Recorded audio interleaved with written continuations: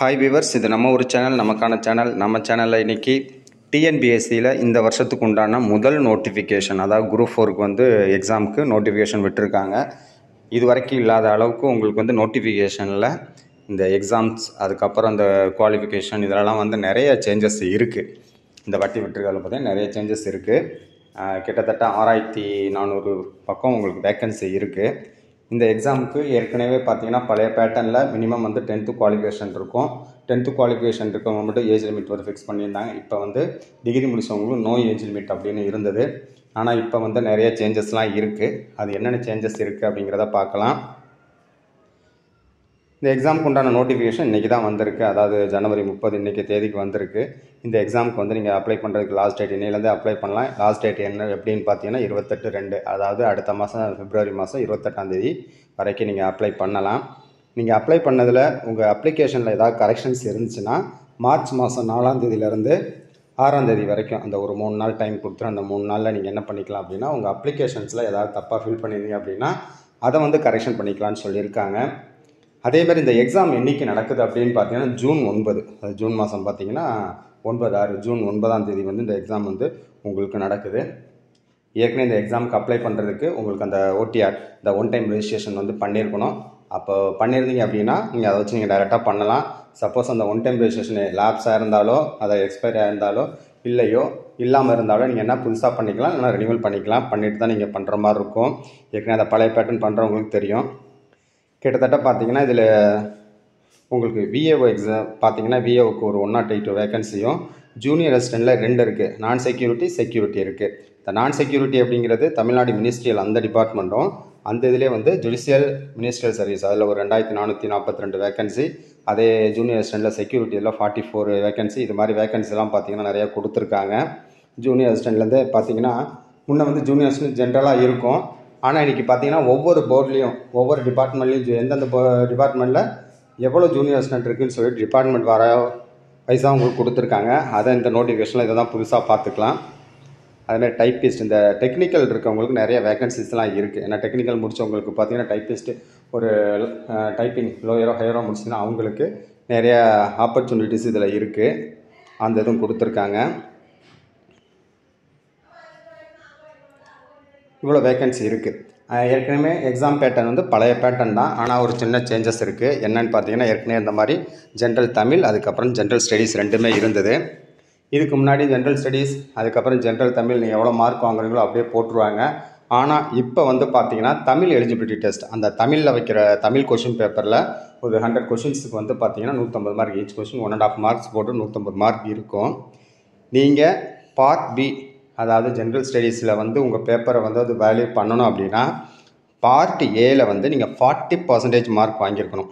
அதாவது என்ன பண்ணணும் அப்படின்னா 40% மார்க் வந்து பார்ட் ஏல, அதாவது தமிழில் வந்து 40 கொஷின் நீங்கள் வந்து கரெக்டாக எழுதினா மட்டும்தான் பார்ட் பி கொஷினை எவாலுவேட் பண்ணுவாங்க. அந்த பார்ட் பியில் ஒரு 100 கொஷினுமே ரைட்டாக இருந்தாலும் பார்ட் ஏல வந்து 40 கம்மியாக இருந்துச்சுன்னா அதை எவாலுவேட் பண்ண மாட்டாங்க. ஏன்னா தமிழ் எலிஜிபிலிட்டி டெஸ்ட் இருக்கிறதுனால தமிழ் ஜென்ரல் தமிழில் 40 கொஷின் கண்டிப்பாக நீங்கள் ரைட்டாக இருந்தால் மட்டும்தான் பார்ட் பியை. ஏற்கனவே இந்த செட்டிலலாம் பார்த்தீங்கன்னா அது மாதிரி தான் இருக்கும். அப்போ நீங்கள் பார்ட் ஏக்கு வந்து தமிழுக்கு நல்ல முக்கியத்துவம் கொடுத்து படிக்கணும். அதனால் தமிழில் பாஸ் பண்ணால் மட்டும்தான் ஜென்ரல் ஸ்டடீஸை திருத்துறதுக்கு எடுத்துக்குவாங்க. இந்த சிலபஸ் வந்து ஏற்கனவே கொடுத்துருக்க சிலபஸ் இதில் கொடுத்துருக்காங்க. அதேமாதிரி ஏஜ் லிமிட்டுமே இருக்குது. மினிமம் வந்து பார்த்திங்கன்னா 18.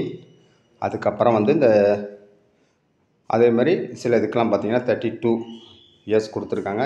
ஏஜ் லிமிட் எதை வரைக்கும் பண்ணுறாங்க அப்படின்னா இந்த டேட்டாஸ் ஆன் 17 ஜூலை 1 படி உங்களோட ஏஜை வந்து பார்த்துக்கிறாங்க. சில எக்ஸாமுக்கு என்னென்ன எக்ஸாமுக்கு அப்படின்னு பார்த்தீங்கன்னா இந்த எக்ஸப்ட் விஏஓ, அதுக்கப்புறம் ஃபாரஸ்ட் கார்டு, இதெல்லாம் தவிர மீதி இதுக்கெலாம் பார்த்தீங்கன்னா ஏஜ் லிமிட் வச்சுருக்காங்க. அதுக்கப்புறம் ஏஜ் லிமிட் வந்து பார்த்திங்கன்னா மேக்ஸிமம் ஏஜ் லிமிட் வந்துங்கன்னா விஏஓக்கு மேக்ஸிமம் ஏஜ் லிமிட் பார்த்திங்கன்னா 42 தான் மேக்ஸிமம் ஏஜ் லிமிட். முன்னெல்லாம் அப்படி இல்லை, உங்களுக்கு வந்து நோ அப்பர் ஏஜ் லிமிட்டுன்னு இருந்தது. இப்போ வந்து 42 தான் வச்சுட்டாங்க. அதேமாதிரி ஜூனியர் அசிஸ்டண்ட் அவங்களுக்கு 37, 34 தான் உங்களுக்கு ஏஜ் லிமிட்டாக இருக்குது. அதனால் நீங்கள் அதையும் பார்த்துக்கணும். இப்போ இந்த ஏஜ் லிமிட்லாம் முன்னாடி கிடையாது. இப்போ வந்து பார்த்திங்கன்னா ஏஜ் லிமிட்டே ஃபிக்ஸ் பண்ணி வச்சுருக்காங்க. இந்த ஏஜ் லிமிட்டே பார்த்தீங்கன்னா எந்தெந்த டிபார்ட்மெண்ட்டுக்கு எவ்வளோ போஸ்ட்டு, அந்த போஸ்ட்டுக்கு உண்டான ஏஜ் லிமிட்டே இந்த இதில் வச்சுருக்காங்க. விஏஓக்கு மட்டும்தான் உங்களுக்கு பார்த்தீங்கன்னா 42, அந்த 42 எக்ஸிட் ஆச்சுன்னா நீங்கள் கொஞ்சம் அந்த இதில் வரமாட்டீங்க அப்படிங்கிறதுக்காக தான் உங்களுக்கு வந்து 42 வந்து ஒவ்வொரு கேட்டகரிக்கும் வச்சுருக்காங்க.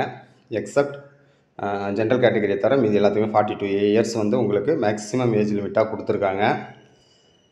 அதுக்கப்புறம் ஜூனியர் அசிஸ்டன்ட் ஒவ்வொரு டிபார்ட்மெண்ட் இப்போ பார்த்தீங்கன்னா போஸ்ட்டு, அந்த போஸ்ட்டுக்கு உண்டான டிபார்ட்மெண்ட், எந்த டிபார்ட்மெண்ட் அந்த போஸ்ட் அப்படிங்கிறது கொண்டு இதில் கொடுத்துருக்காங்க.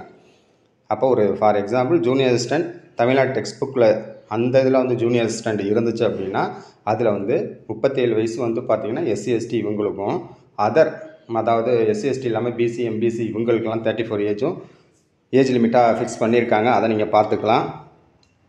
அதுக்கப்புறம் இந்த போஸ்ட்டுக்கு நோ ஏஜ் லிமிட் போட்டிருக்காங்க. அதாவது ஜூனியர் அசிஸ்டண்ட்டே பார்த்தீங்கன்னா Tamil Nadu corporation for development for woman அந்த இது. அதுக்கப்புறம் இந்த போஸ்ட்டில் இங்கே இருக்க எல்லாத்துக்குமே வந்து நோ ஏஜ் லிமிட் போட்டிருக்காங்க. அதனால் வந்து குரூப் 4ல் வந்து சிலதுக்கு மட்டும் ஏஜ் லிமிட் இருக்குது, சிலதுக்கு ஏஜ் லிமிட் இல்லை. அதனால் நீங்கள் அதை வச்சு நீங்கள் படிச்சுக்கலாம். இந்த பார்த்தீங்கன்னா லாஸ்ட் டைம் உங்களுக்கு வந்து கிட்டத்தட்ட ஒரு 10,000 வேகன்சிக்கு மேலே லாஸ்ட் டைம் வந்தது.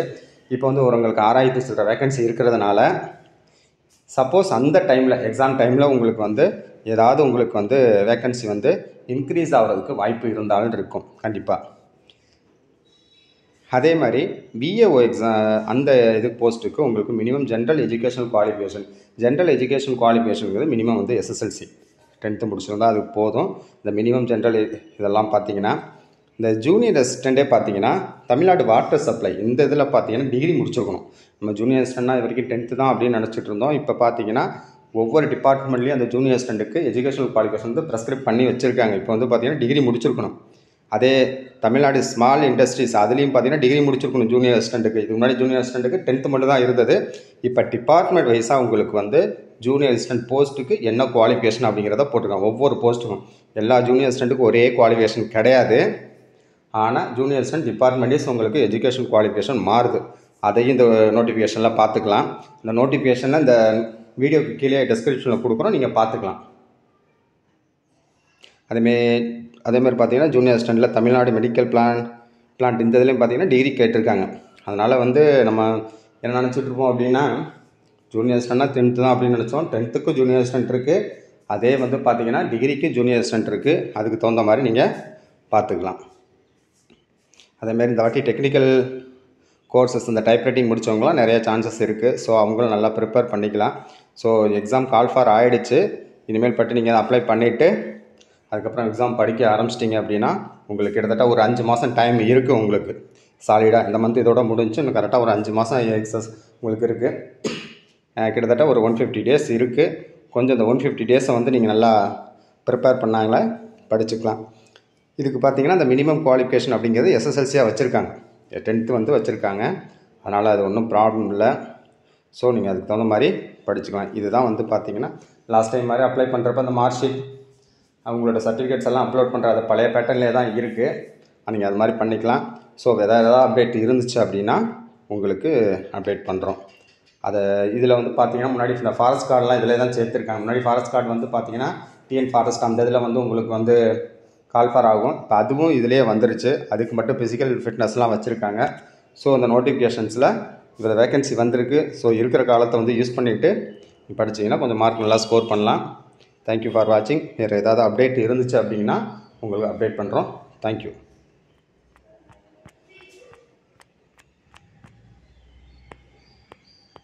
அதனால் இருக்கிற இந்த ஒரு டைமில் நீங்கள் அப்ளை பண்ணிக்கலாம். தேங்க்யூ ஃபார் வாட்சிங். ஏதாவது டவுட் ஏதாவது இருந்துச்சுன்னா நீங்கள் வந்து கமெண்ட்ஸில் கேட்டுக்கலாம். தேங்க்யூ.